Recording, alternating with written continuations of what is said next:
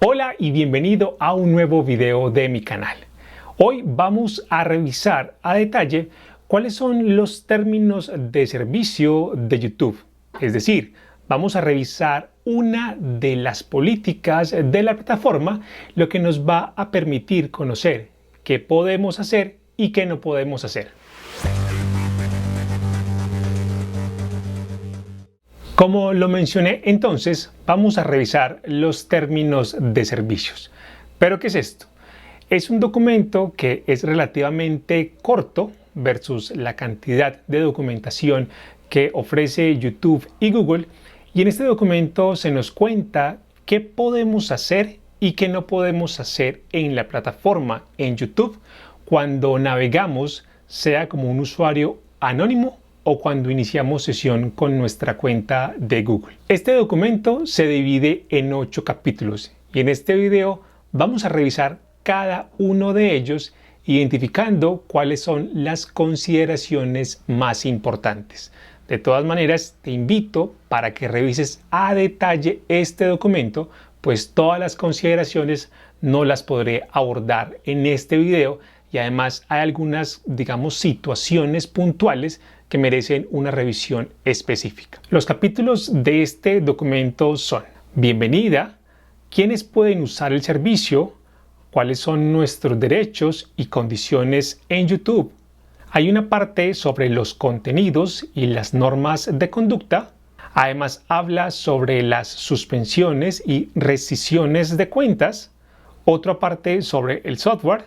Hay unos términos legales y por último unas consideraciones finales del acuerdo.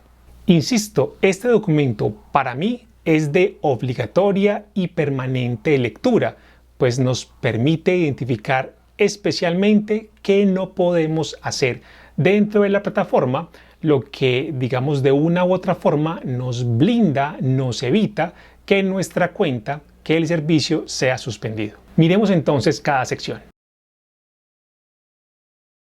Lo primero es entender que YouTube no es solamente la parte de los videos, no es solamente ese gran catálogo de videos. YouTube también considera otros espacios y en esos espacios también aplican estos términos. Uno de esos espacios son los foros, donde los creadores en contenidos podemos conocer a otros creadores, podemos inspirarnos, podemos aprender a cómo crear contenido de alto impacto.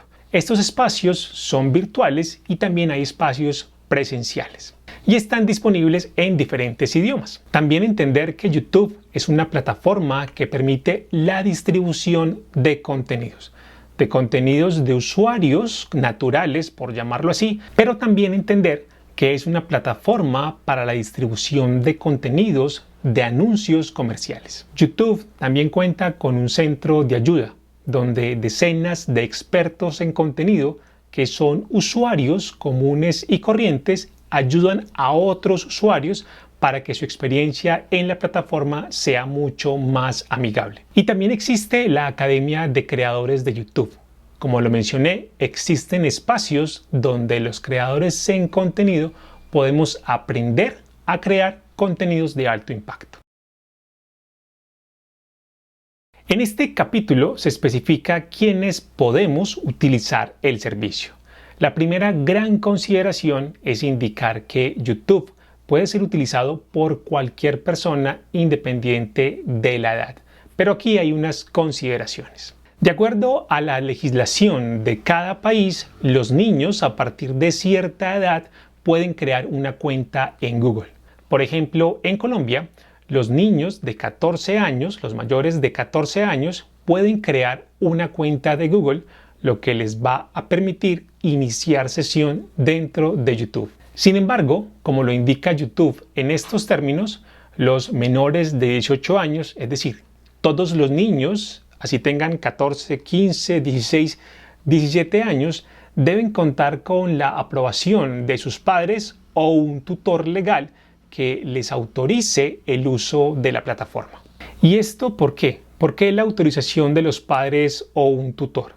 Y es que cualquier actividad que realice el menor de edad dentro de la plataforma será responsabilidad de los padres.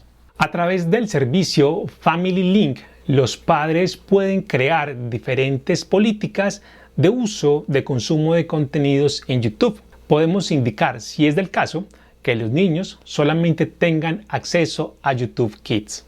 Las personas jurídicas también pueden utilizar los servicios de YouTube como ellas mismas, como marcas, como empresas. Y aquí es indispensable que esa persona o ese grupo de personas que está administrando la cuenta en YouTube estén autorizadas por la empresa. Y algo que quiero hacer hincapié: utilizar los servicios de YouTube supone que nosotros conocemos y aceptamos estos términos y cualquiera de las políticas asociadas. Es importante tener esto claro, pues si en algún momento cometemos una infracción, no podemos decir es que no conocía los términos, no conocía la política. Por eso es importante leer con detenimiento todas las políticas del servicio, tanto de YouTube como de cualquier otro servicio en línea. En este capítulo nos indica YouTube que la herramienta no solamente va sobre videos. Aquí podemos encontrar cualquier cantidad de otros formatos. Este capítulo inicia indicando que YouTube no es solamente una plataforma de videos. Existen otro montón de materiales que clasifica como contenido. Ese material es, por ejemplo, además de los videos, audios, gráficos, fotografías, textos, temas de marcas como nombres comerciales o marcas registradas, funciones interactivas, software, métricas y cualquier otro material. Insisto, todo esto se aglutina dentro del concepto contenido. Es preciso indicar que el contenido es responsabilidad de la persona, de la marca que lo proporciona. Es decir, si yo subo un contenido, si yo estoy proporcionando ese contenido, sea un texto, sea una imagen, un gráfico, un sonido, un video, soy el responsable de ese contenido. Hay que tener presente que YouTube no tiene ninguna obligación en publicar, en alojar, en distribuir cualquier contenido. Es decir, por más que nosotros seamos usuarios de la herramienta, tengamos una cuenta de Google, YouTube no tiene la obligación de publicar, de alojar nuestros videos. Y esto puede sonar un poco estricto, pero quiero que tengamos claridad sobre ello. Claro, la plataforma nos permite publicar muchísimo contenido, pero hay que tener claro que no existe una obligación por parte de YouTube que le exija aceptar nuestro contenido. También hay que tener claro que todo el contenido que nosotros publiquemos en la plataforma es susceptible que pueda ser denunciado, que pueda ser marcado como inapropiado por otros usuarios. Y esta marcación, esta denuncia debe ir alineada con los lineamientos de la comunidad y con cualquier otra política, por ejemplo con temas de derechos de autor, que nuestro contenido esté incumpliendo. También en este capítulo se indica que podemos usar la plataforma de manera anónima, es decir, no hay necesidad de tener una cuenta Google, no hay necesidad de iniciar sesión en YouTube para ver videos. Sin embargo, cuando nosotros iniciamos sesión, cuando tenemos una cuenta dentro de YouTube, se nos abren un montón de posibilidades. Por ejemplo, podemos dar clic en me gusta a los videos, podemos comentarlos, podemos subir videos, podemos crear listas de reproducción. Entonces, podemos hacer un uso anónimo del servicio, pero no tenemos acceso a algunas funciones. También los términos del servicio en este capítulo indican algunas consideraciones para mantener nuestra cuenta segura. Y esto tiene que ver, por ejemplo, con crear contraseñas robustas, contraseñas fuertes que no sean fáciles, digamos, de adivinar por temas de hacking social, que no compartamos los datos con terceros. Y aquí es preciso indicar que la seguridad de nuestra cuenta depende de nosotros. Habrán unas situaciones excepcionales donde quizás hayan algunos problemas de seguridad a nivel general que la plataforma solucionará y en su momento nos dará respuesta. Pero en la mayoría de casos, y aquí parto es por lo que sucede en el centro de ayuda, muchas situaciones en la pérdida de la cuenta tiene que ver con contraseñas débiles o tiene que ver con que se suministran los datos a un tercero, a una persona que no es confiable. Entonces, la seguridad de nuestra cuenta depende de nosotros. También YouTube invita a leer la política de privacidad, y esto es qué pasa con nuestros datos. Es claro que YouTube y cualquier otro servicio en línea recolecta nuestra información, pero esa información de una u otra forma está protegida, y todo esto se define dentro de la política de privacidad. Aquí los invito a que lean esa política a detalle.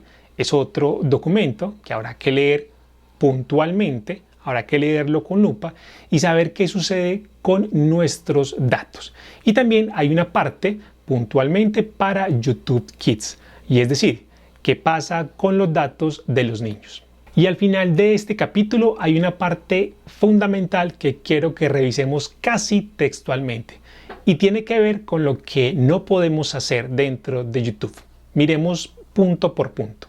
La primera prohibición está en la reproducción, descarga, distribución, transmisión, mostrar, vender, conceder licencias, alterar, modificar, entre otros, todo ese contenido, salvo si lo permite la plataforma o el propietario de manera explícita. Claro, aquí podemos pensar que no podemos hacer nada. Si nos dice que no podemos reproducir un video, pues entonces, ¿qué podemos hacer en YouTube?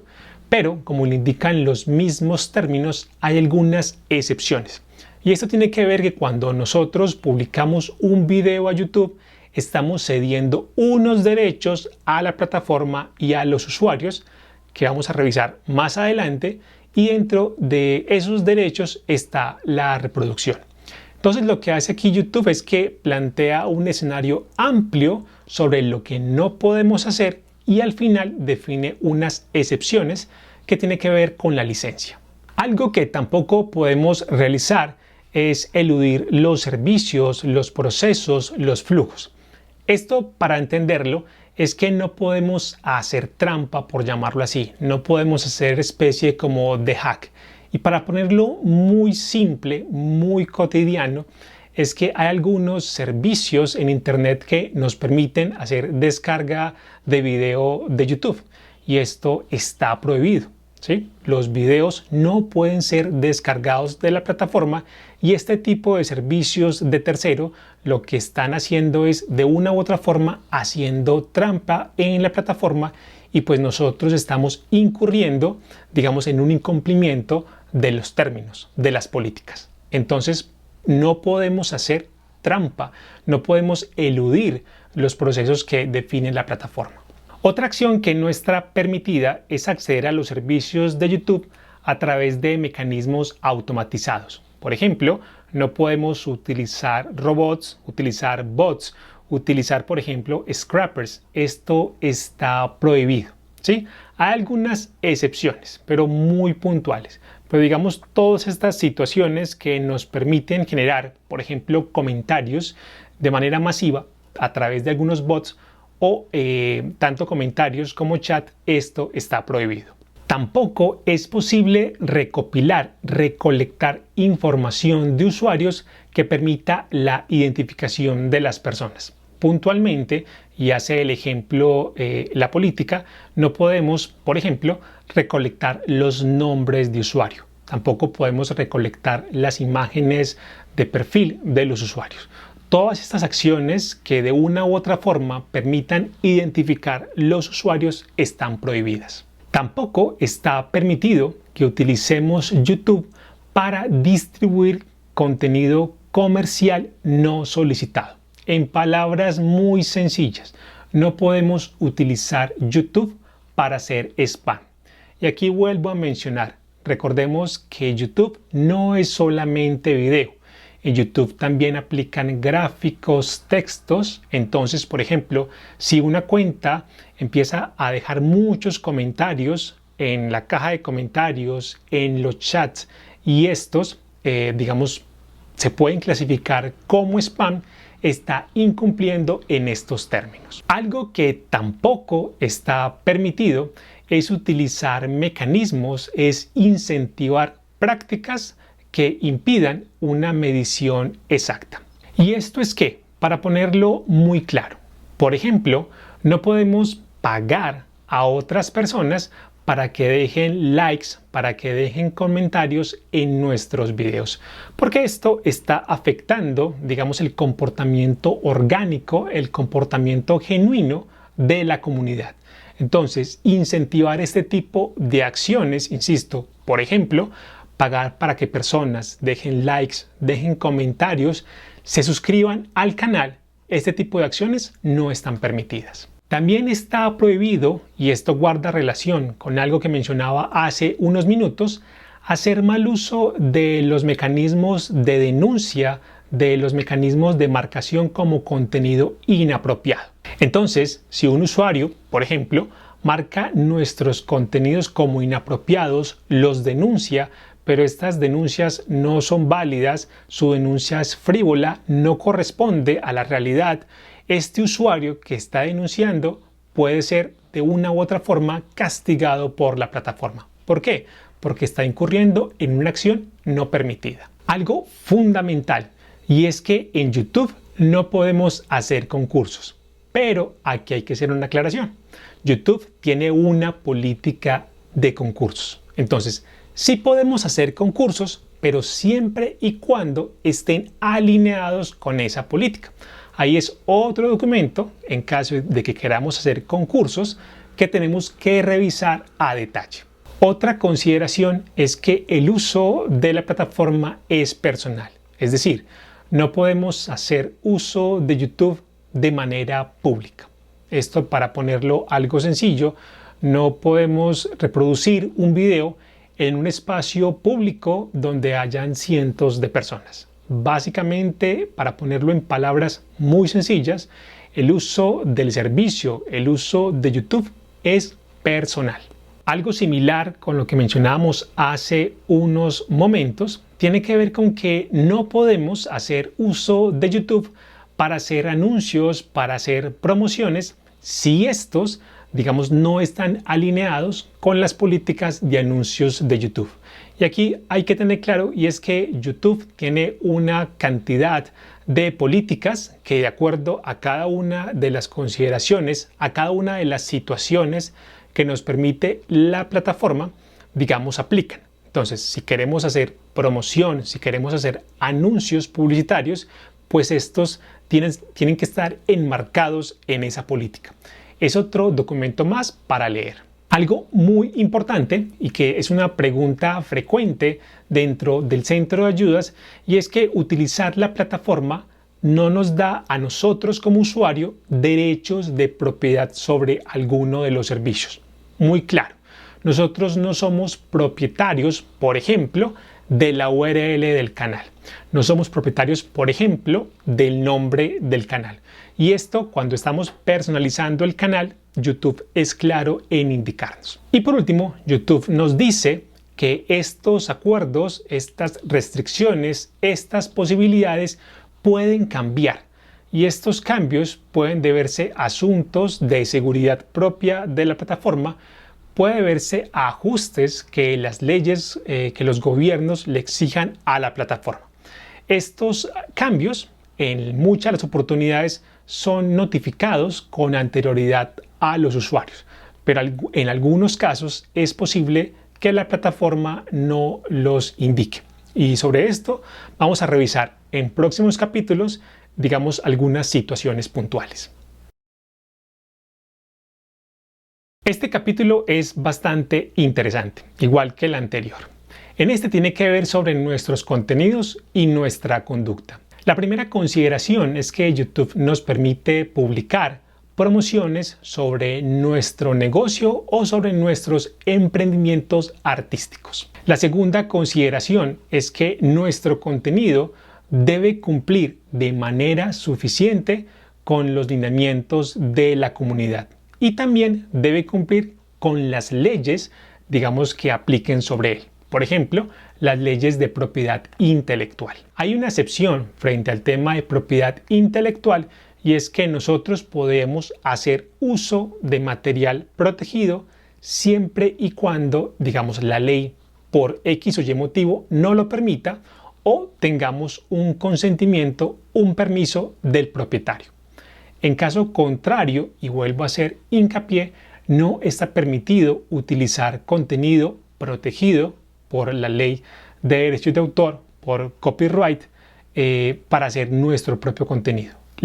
Para hacerlo muy sencillo, lo mejor para evitarnos dolores de cabeza es crear contenido inédito. Otra consideración sobre la que YouTube hace hincapié es recordar que nosotros somos responsables directos del contenido que publiquemos en la plataforma. Hay que tener presente que YouTube utiliza algoritmos, si así lo queremos llamar, que puntualmente son sistemas automatizados que analizan todo el contenido para buscar malas prácticas. Por ejemplo, para buscar temas de spam, para identificar cuando hay incumplimiento de políticas de derechos de autor.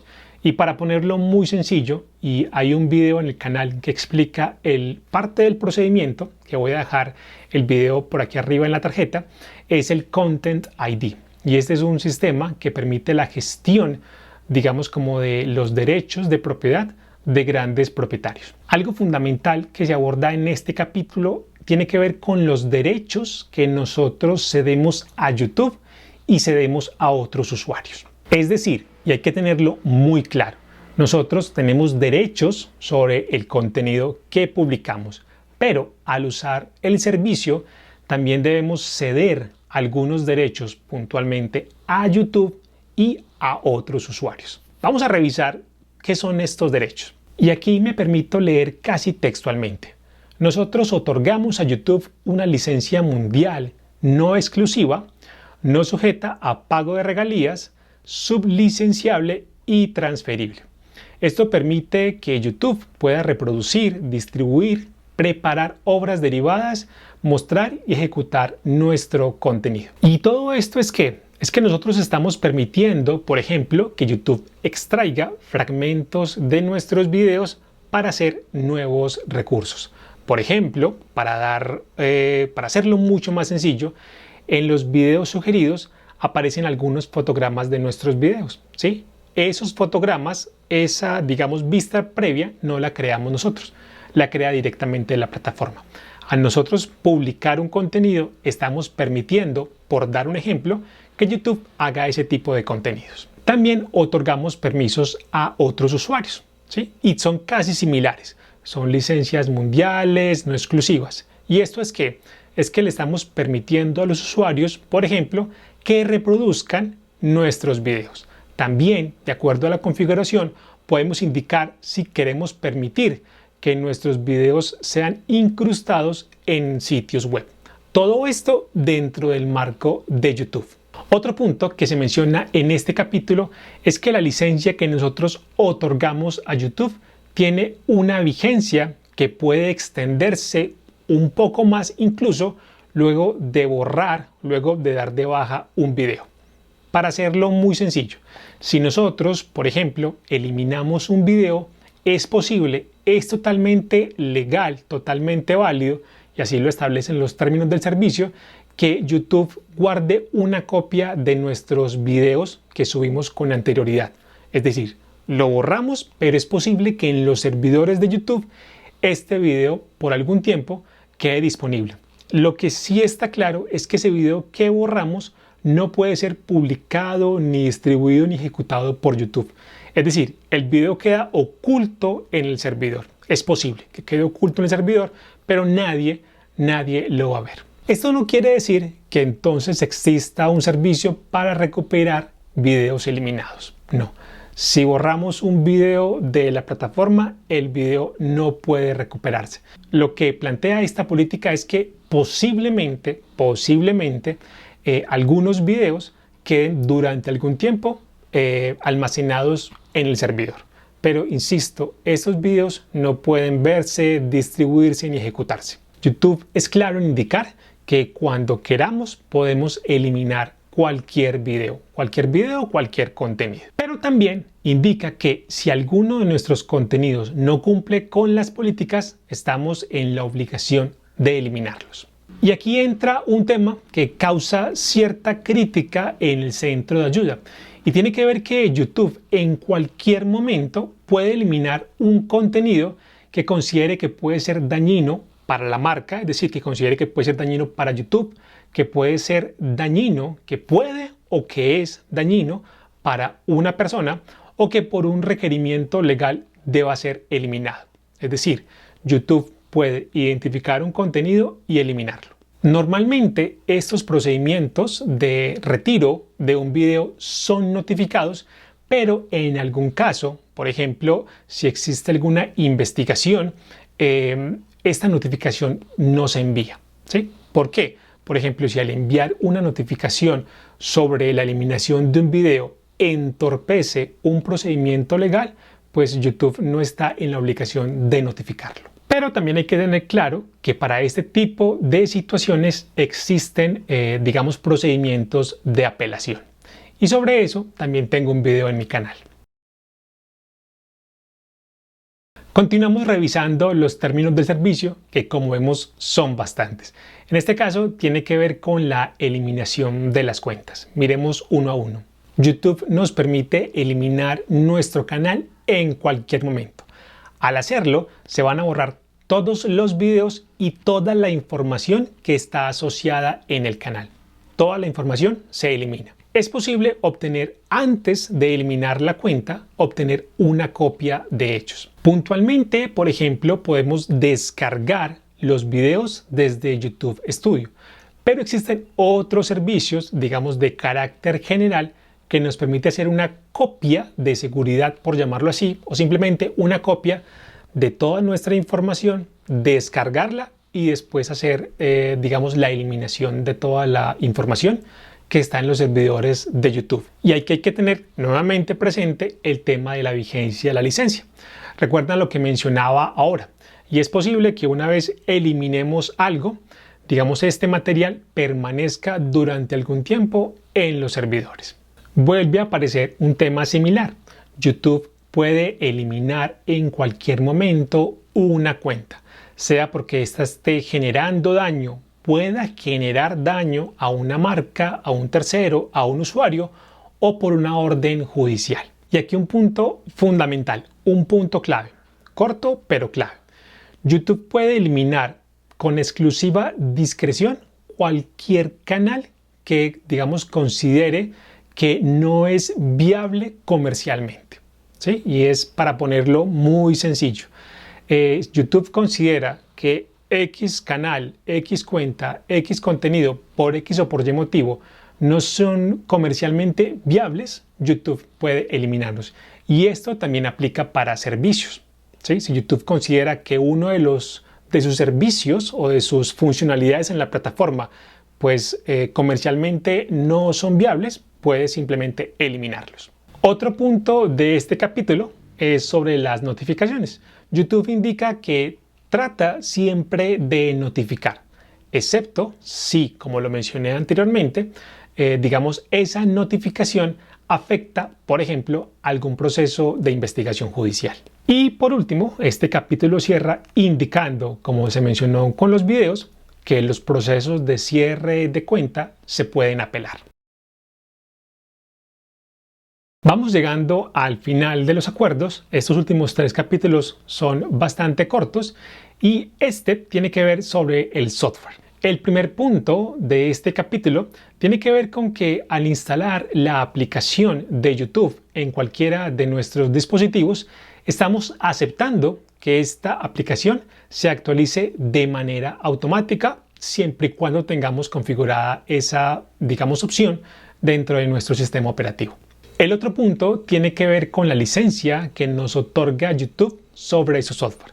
Y esto nos indica que nosotros podemos utilizar el software de manera personal a nivel mundial y que es una licencia no exclusiva. Es decir, pues que muchas más personas pueden utilizar ese software. El otro punto tiene que ver con que no podemos copiar, modificar, distribuir, vender el software de YouTube.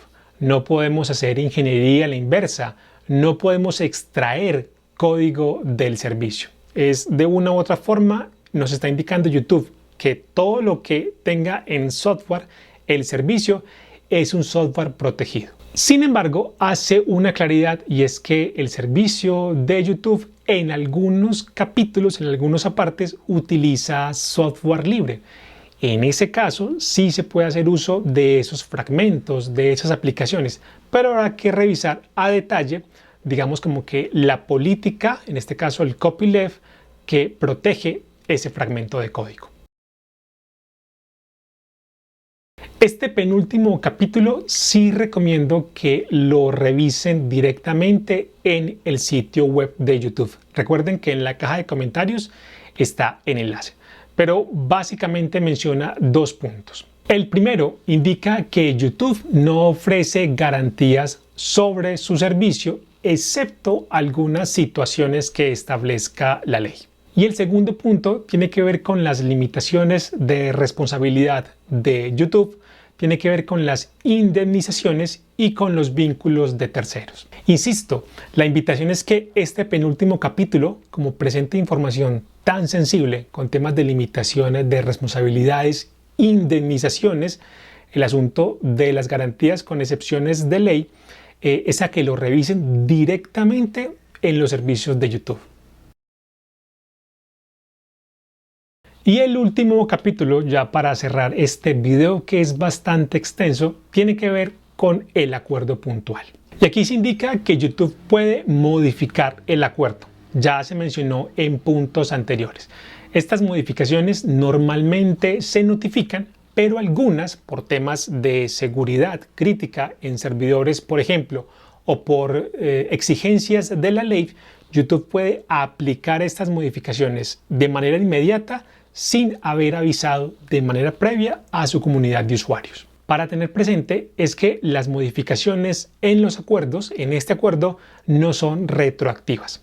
Estas modificaciones aplican al momento de publicarse, es decir, de aquí al futuro, ¿sí? Si hay una consideración nueva, esta consideración no aplica sobre una situación anterior. Algo muy puntual que dice YouTube es, en palabras muy sencillas, si no estás de acuerdo con esta política, con este acuerdo de servicio, con estos términos, debes retirarte del servicio. Esto es fundamental.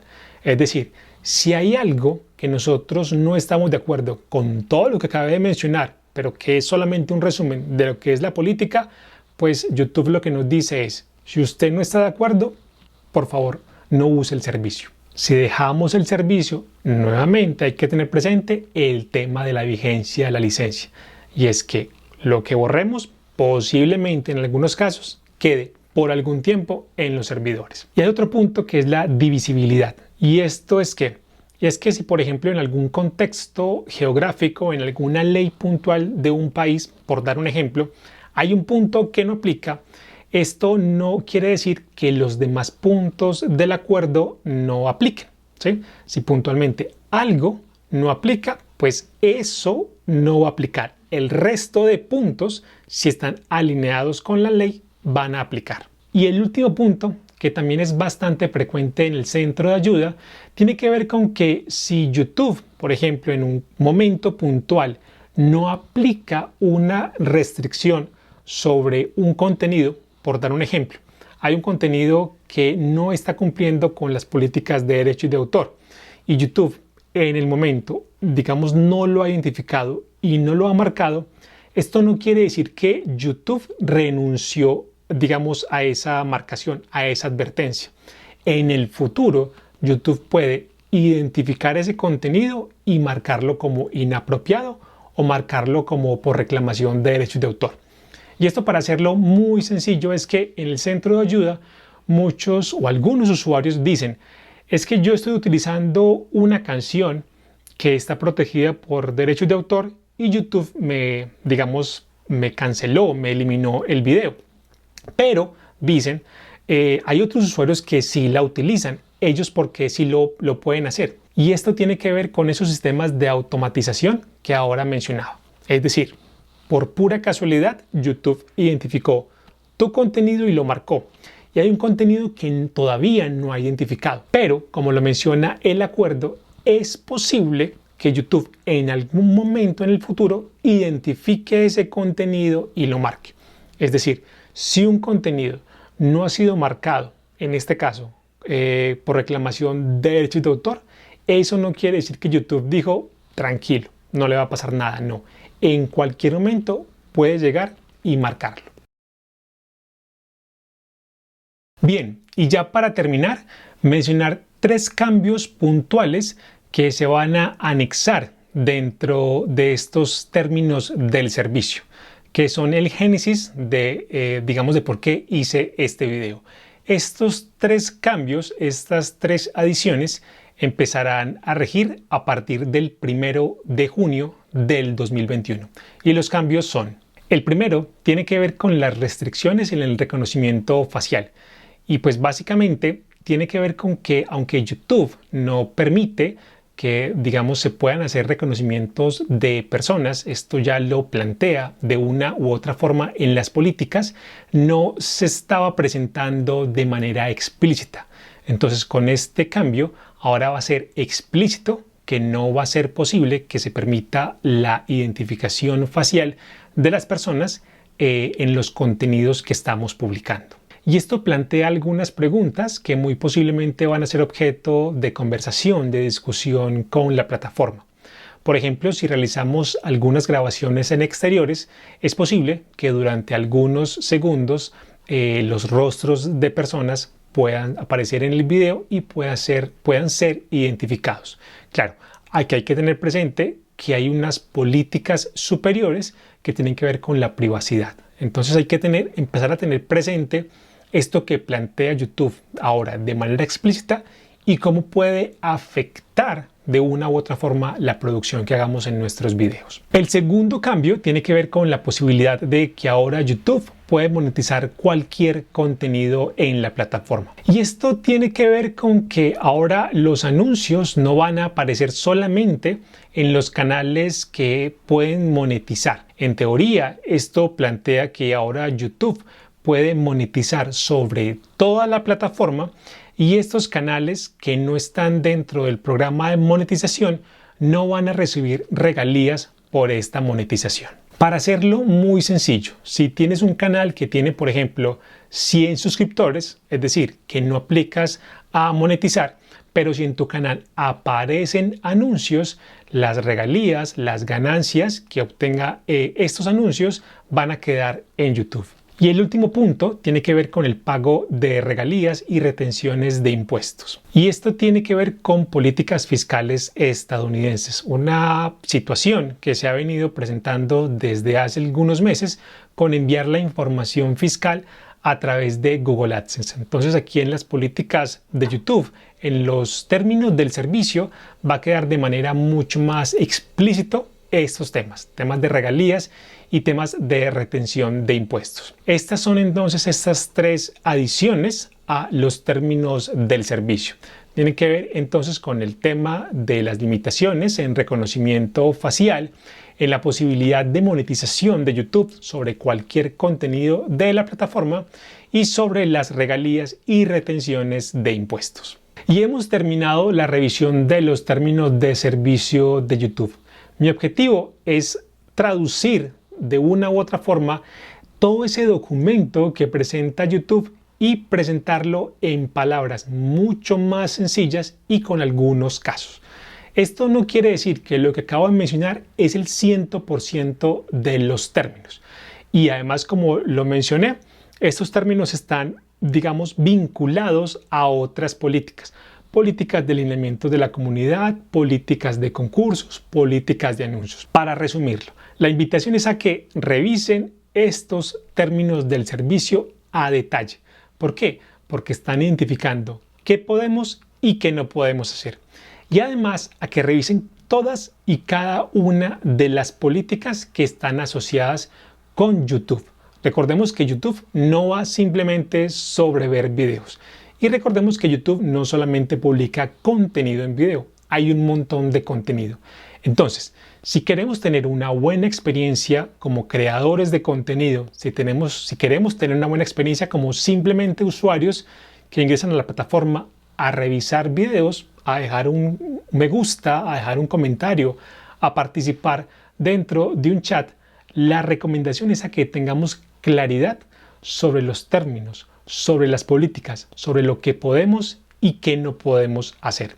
Y pues no solamente con YouTube, cualquier otra plataforma, cualquier otro servicio que utilicemos, tanto virtual como presencial, es importante que revisemos esas políticas. Espero entonces que este gran video haya sido de utilidad. Si fue así, te invito a que des clic en me gusta, a que lo compartas y por supuesto a que te suscribas al canal. Por último, si tienes alguna inquietud sobre estos términos de servicio de YouTube, te invito a que lo dejes aquí en la caja de comentarios, que estaré presente para que conversemos. Chao, chao.